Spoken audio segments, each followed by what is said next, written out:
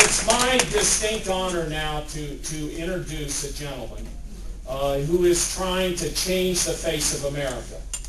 He came to our Democratic caucus in Washington several weeks ago, and he stood up and he told us about a plan he had.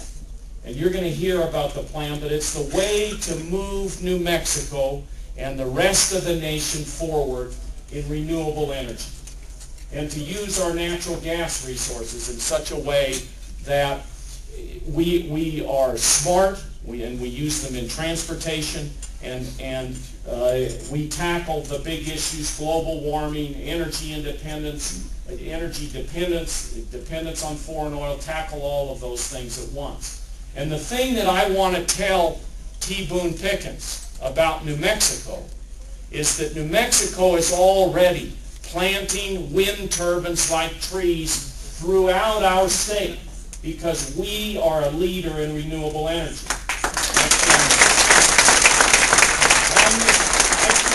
I can't tell you, Mr. Pickens, how many of those turbines I just passed as I did my 2-week tour. They were all over the windy part of New Mexico, which is closer to Texas, by the way. We have also, with the help of the Speaker, put in place a renewable energy authority in New Mexico.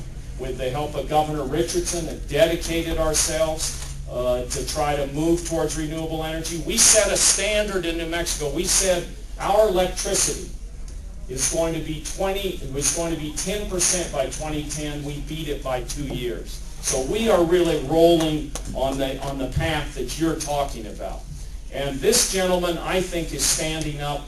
He's really standing up for America and saying, let's do things differently. Let's think outside the box. You know, we can develop these renewables in a dramatic way.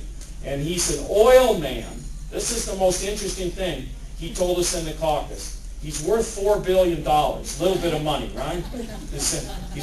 He has leveraged all of that money to the tune of $10 billion to invest in wind, because he believes this area in the middle of the country should be the Saudi Arabia of wind.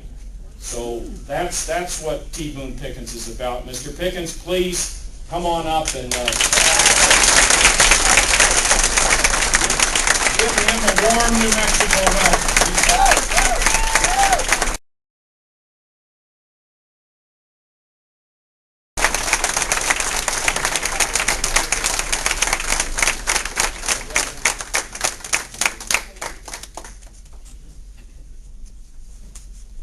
Have you left me? Have you left me? Are you leaving me? No, I'm not leaving you. I'm going to get a picture with you here. Tell those jokes you told in our caucus. Okay? I think when I came up here, somebody pushed a note from me and said, Quest is our host for breakfast this morning. So, yeah. I miss breakfast. Was it good? You know, I have great feelings about New Mexico. I lived in Amarillo, for 100 years. I now live in Dallas, but I have a ranch north of Pampa, just not very far from the New Mexico line. But we always said, go to Santa Fe for fun and go to Farmington and work. and I say that because I was with the Mason Petroleum, and we drilled a lot of wells over Farmington, so I spent a lot of time over there. But New Mexico is loaded with gas, and so this and also wind. Maybe not as much wind. but anyway, let me kind of go through this. I know we don't have much time, but when the speaker before, I can't remember his name, but he made some very interesting remarks that he's congressman. Okay, he said he's talking about generations, and that's what I'm talking about. I'm talking about future generations. This isn't what I'm going to tell you. It isn't about me. I'm 80 years old, and I probably I know some good oil men in New Mexico, but I may know more about oil than they do because I'm older than all of them. So, but I have. This is about the future generations. What I'm going to tell you here. We are importing now almost 70% of all our oil. And that, if you'll think with me just for a second, that is a real problem for us on security. If that was cut off, some part of that was cut off, our economy, it would hit the wall. I mean, we are so dependent on oil in this country, and we got to figure out some way to get off that 70%. Now, the 70% is also costing us about $700 billion a year.